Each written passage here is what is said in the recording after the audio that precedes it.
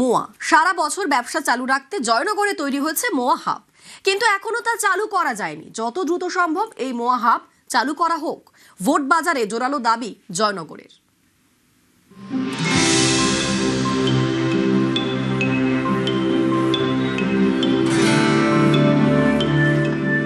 দক্ষিণ ২৪ পরগনার জয়নগর নাম শুনলেই প্রথমে মনে আসে মোয়ার কথা। জয়নগরের মোয়া খেজুর গুড় আর খই দিয়ে তৈরি, মুখে দিলেই মন ভালো হয়ে যায়।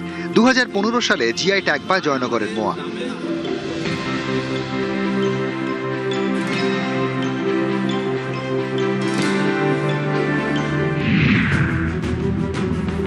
জয়নগর বিধানসভা আসনে ভোটার ২,৩২,০০০। এর মধ্যে প্রায় ১ লক্ষ বাসিন্দা মোয়া ব্যবসার সঙ্গে যুক্ত।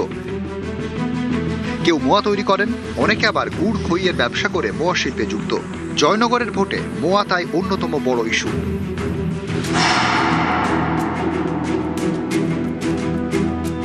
শুধুমাত্র শীতেই জয়নগরে মোয়া ব্যবসার রমরমা। ঠান্ডা ছাড়া ২-৩ দিনের বেশি মোয়াটা আটকা রাখা অসম্ভব। সারা বছর ব্যবসা চালু রাখতে তাই মোয়া হাব তৈরির দাবি তোলে জয়নগর।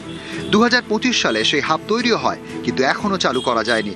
হাবের মধ্যে পড়ে রয়েছে কয়েক কোটি টাকার বিদেশি যন্ত্রপাতি। হাব চালু হলে মোয়া অনেক দিন টাটকা রাখা যাবে, সারা বছর ব্যবসা করা যাবে, রপ্তানি বাড়বে। প্রার্থীদের কাছে মোয়া ব্যবসায়ীদের একটাই দাবি, যত দ্রুত সম্ভব হাবটি চালু করা হোক।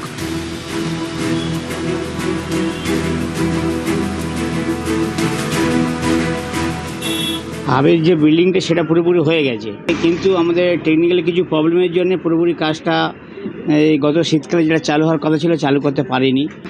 প্রত্যক্ষ পরোক্ষভাবে প্রচুর লোক এই ব্যবসার সাথে জড়িয়ে আছে। হাবটা চালু হলে প্রচুর লোক কর্মসংস্থান হবে এবং প্রচুর লোকের অর্থনৈতিক দিক থেকে উন্নতি হবে। মোয়া হাবের যা যা নিয়ম, গুড় আনতে হবে, তারপরে কিভাবে তৈরি করতে হবে, তা সেসবগুলো হয়নি, যে জন্য দেরি হয়ে গেছে। এবছর হয়নি, জানি না আগামী বছর যদি হয় তাহলে ভালো।